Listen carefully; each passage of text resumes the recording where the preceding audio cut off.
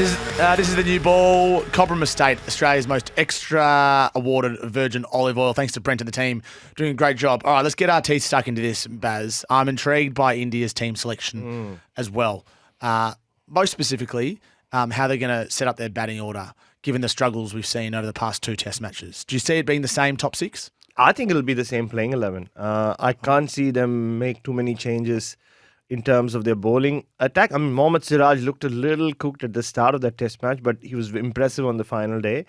And Akashdeep has been a revelation with the ball, and I think he could have quite a say in this game. I thought he was a little unlucky with the ball, Akashdeep. So, and we've all seen what he can do with the bat as well. In terms of the batting lineup, look, Rohit in the long run might have done in Indian cricket the biggest favour by giving KL Rahul that opportunity at the top. Obviously, he missed the first test to become a father, or because he was about to become a father, Rohit that is. That opened the door for KL Rahul to go back to opening.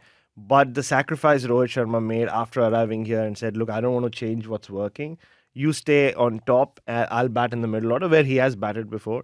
Whether it works out for Rohit Sharma or not, now the way KL Rahul is batting, he could be the Rahul Jaiswal opening partnership could be the one that holds Indian cricket together for the next 4 or 5 years. It looks good, doesn't it? It looks 2 players of perfect. those ages, left hand, right hand, like it just looks nice. It does, and they complement each other well. Even though Rahul's been around for 10 years, he's still just 31, so he can easily go on for another 5-6 years.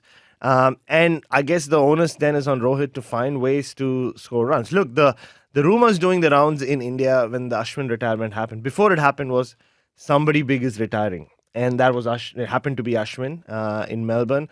But then the thing was, this is not the only one. So we'll have to wait and see. So there's a lot of... I mean, it has to be between Rohit and Virat. And I guess if, say, India do not make the World Test Championship final, and because they don't have any test matches between now and then, and their next big series or next test series is 5 test matches in England, I can totally see a scenario where, if there is no WTC final to play, what's there for Rohit Sharma, for example, to look forward to. So I'm not taking a call on him, but if he doesn't score runs, or even if he does score runs, it's always good to go on a high. But for Rohit Sharma's sake, hopefully that top order that he's put so much stock on can provide him with a platform, and he's walking out to bat when it's 4 for 180 and not 4 for 80. Yeah, well, India's carrying their captain at the moment, just as Australia's carrying Usman Khawaja, but carrying your captain just adds a bit of weight. Oh, yeah.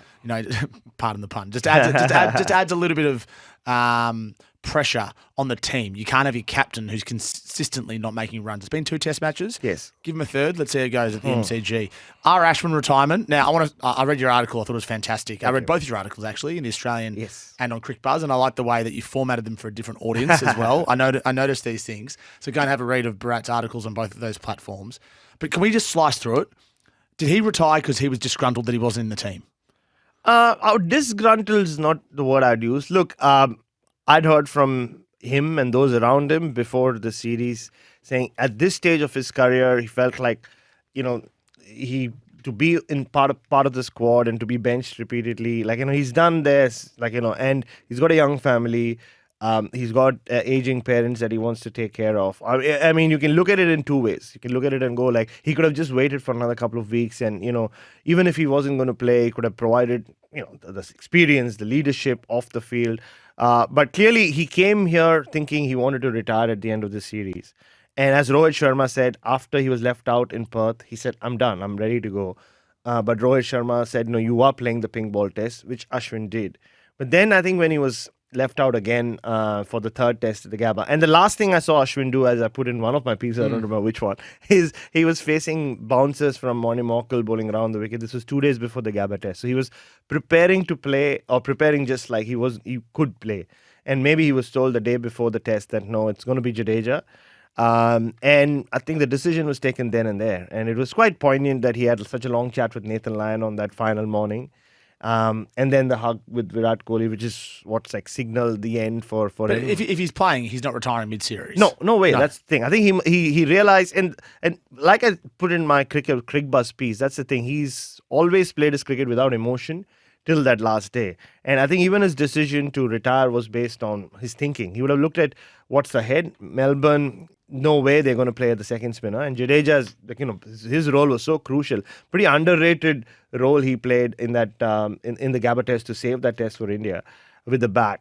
And if they do go to Sydney and want to play two spinners, which again, people talk about it, it's unlikely. The way Nitish Reddy has performed, I don't think they'll play the second spinner. But even if they do, probably felt, look, Washington was ahead of me in the queue when they played the Perth test match. And they gave me the ping ball test because of my experience with the ping ball and playing in Adelaide. So he must have thought, no, there's no chance. And he just decided, it's the right time to go. Can I ask you about the Damien Fleming perspective? Simon Kadich perspective. Might be Flem as well, but certainly Simon Kadich, who believes that if Mitch Marsh isn't fit to bowl or isn't fit to bowl much, then Bo Webster should play at the MCG. Bo Webster's been in and around this squad. His first-class numbers in the past 2 seasons are phenomenal. He can bowl pace, he can bowl spin, and he can clearly bat. And he's at that age now where he understands his game. Do you think there's merit in that discussion? Oh, very much so. Why not? And they've made one big change at the top, which is dropping Nathan McSweeney after 3 tests.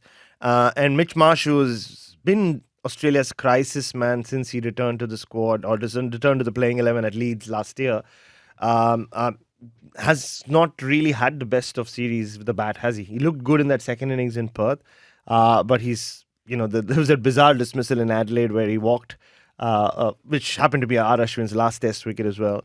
And even not bowling enough, and even though Pat Cummins said if there hadn't been rain or he would have bowled in that second innings if needed. So I don't see them going that way immediately. But again, like with Manas or like with some of the others in this team, if say Australia lose in Melbourne, which means they cannot regain the Border Gavaskar Trophy, and that drought will lead into will continue for 3 more years, because the next time these two teams play each other will be early 2027 in India.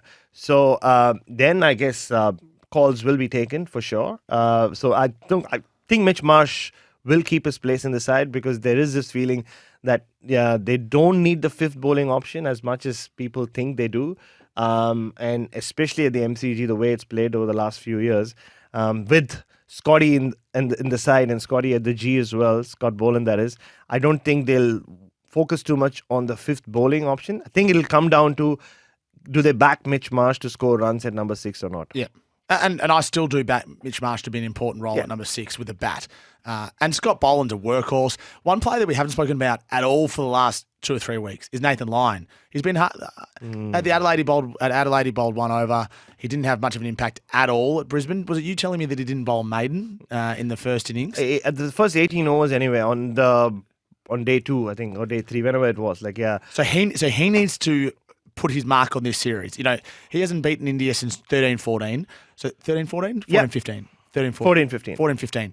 So he needs to put his reputation on the line this series and actually start to take some wickets and bowl really well. Not that he's been bowling badly. No, not at all. This is his moment now. Last 2 test matches, the game's going to go deep. MCG in Sydney will spin more than what the other test matches have. This is his moment. Oh, and you just look at his record against India in the last 7 tests.